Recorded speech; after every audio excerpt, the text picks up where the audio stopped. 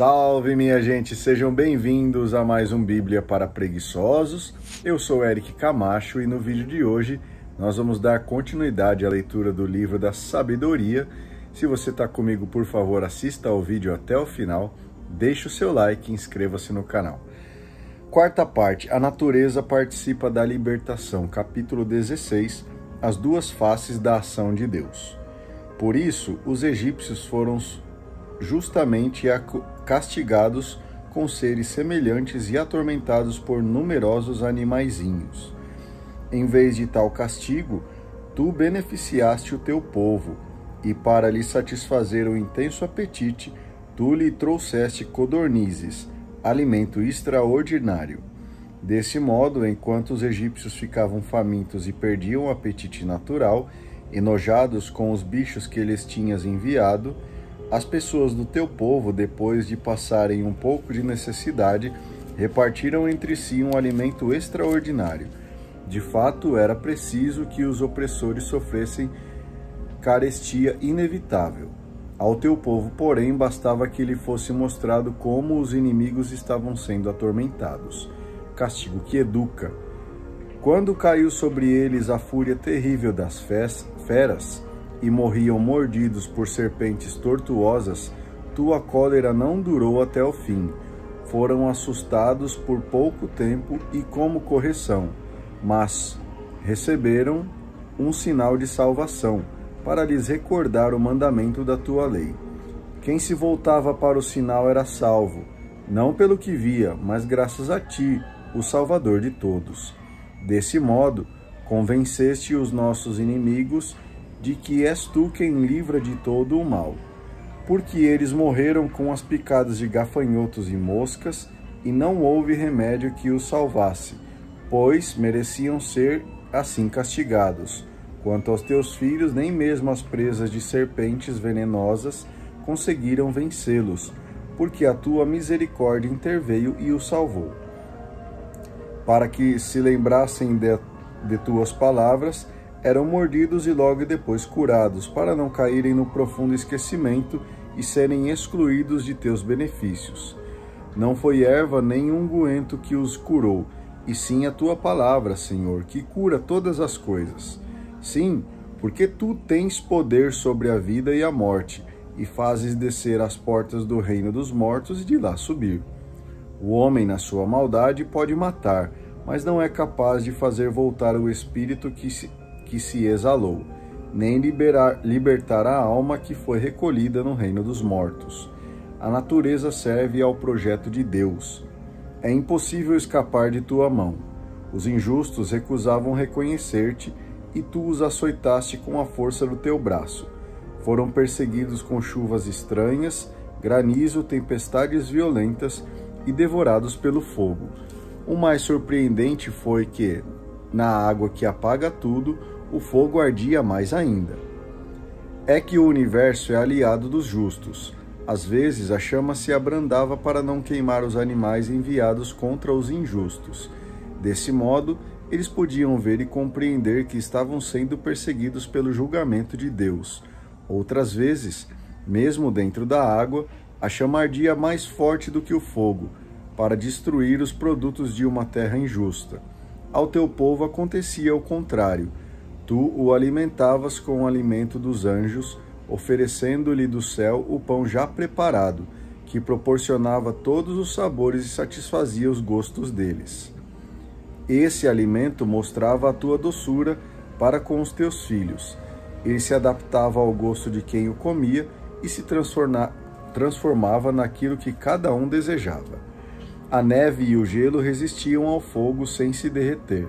Desse modo, tornou-se claro que o fogo ardendo no meio do granizo e relampejando no meio da chuva destruía os frutos dos inimigos. O mesmo fogo, porém, noutra ocasião, esquecia a própria força, para que os justos pudessem alimentar-se. De fato, a criação obedece a ti, seu Criador. Ela se inflama para punir os injustos e se abranda para beneficiar os que em ti confiam. Ela também se revestia de todas as formas, colocando-se a serviço da tua bondade, que a todos alimenta conforme o desejo de quem está em necessidade.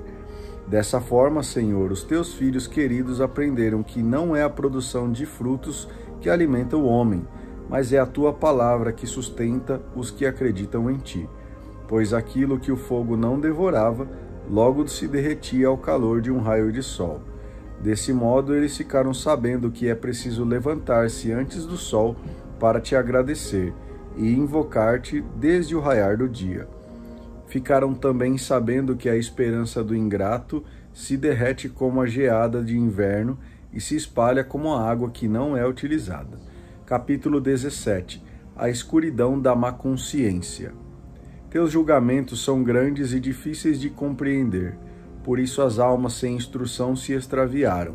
Os injustos, imaginando que podiam oprimir uma nação santa, ficaram presos pelas trevas, prisioneiros de uma longa noite, fechados em suas casas e excluídos da providência externa. Pensavam ficar ocultos com os seus pecados secretos, debaixo do véu sombrio do esquecimento. Mas foram dispersos, mergulhados em horrível medo e aterrorizados por alucinações, pois nem o esconderijo em que se abrigavam os preservou do medo. Ao redor deles ribombavam ruídos assustadores e lhes apareciam fantasmas tétricos de rostos sinistros. Nem um fogo, por mais intenso que fosse, conseguia iluminá-los, nem as luzes brilhantes dos astros conseguiam aclarar aquela noite tenebrosa. Apareciam-lhes apenas uma chama, que se acendia por si mesma, espalhando o terror. Quando essa visão desaparecia da frente deles, ficavam aterrorizados e julgavam ainda pior o que tinham acabado de ver. Os artifícios da magia fracassaram completamente, e seu alarde de ciência ficou vergonhosamente confundido. De fato, aqueles que prometiam expulsar das almas enfermas os terrores e inquietações, caíam eles próprios vítimas de pânico grotesco. Mesmo que nada de inquietante os amedrontasse, eles ficavam assustados com a passagem dos pequenos animais e sibilos de cobras.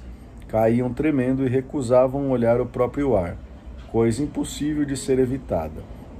Com efeito, a maldade é medrosa e se condena por seu próprio testemunho. Pressionada pela consciência, imagina sempre o pior, porque o medo é apenas a falta do socorro que vem da reflexão. Quanto menos reflexão interior tivermos, mais alarmante parecerá ser a causa oculta do tormento.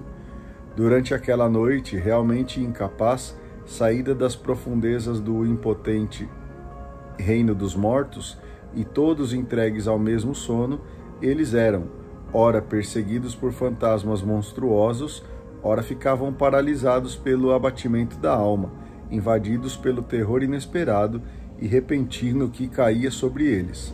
Assim, todo aquele que aí caísse, quem quer que fosse, ficava preso e trancado numa prisão sem trancas. Podia ser agricultor ou pastor, ou ainda operário que trabalhava em lugares desertos.